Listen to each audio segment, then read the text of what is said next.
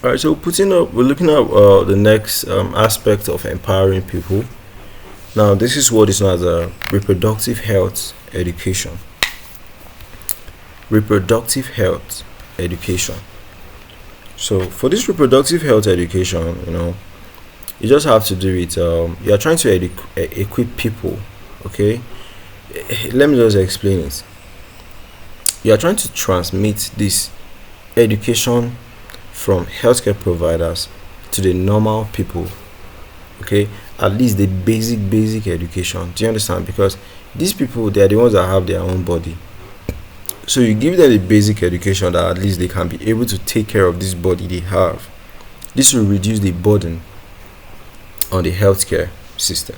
Okay, so it equips individuals with the knowledge, skills, and values that are needed to make informed decisions about their sexual and reproductive well-being.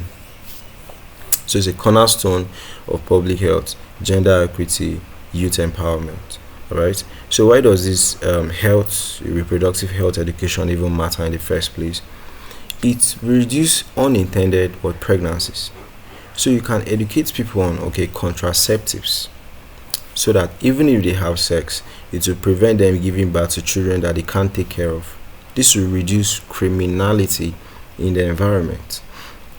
It promotes healthy relationships, prevents sexually transmitted infections, support menstrual health, fertility awareness, family planning. So you don't have a woman, getting pregnant 2 months after she just gave birth to the other child. Empowers individuals to be able to make informed choices about their bodies and their futures. All right, so you can see how they're trying to explain basic knowledge to this woman. So this is how you sit patients down and try to tell them one or two about their body. Okay, so this will help them at least to be able to do the basic things. Okay, so now these basic things are very, very important, because most complications usually come from neglect of these basic things. So the different types of things you might actually want to discuss with patients. I'm not saying these are all, but very important aspects. Anatomy and physiology.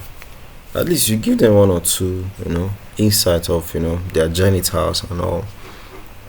They should understand contraception. This will help prevent any unwanted pregnancies. They should understand all those sexually transmitted infections. They should understand pregnancy and childbirth. They should understand what it means by consent. Okay, and you always, anything you want to do to them, you can always explain it to them so that they can make the decisions. All right, gender and identity. Okay.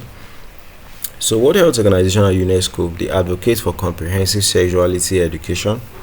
All right, and it usually starts from as early as age 5. So it's tailored to developmental stages. Okay, so this is very, very, very important aspect of reproduction. All right, reproductive health education.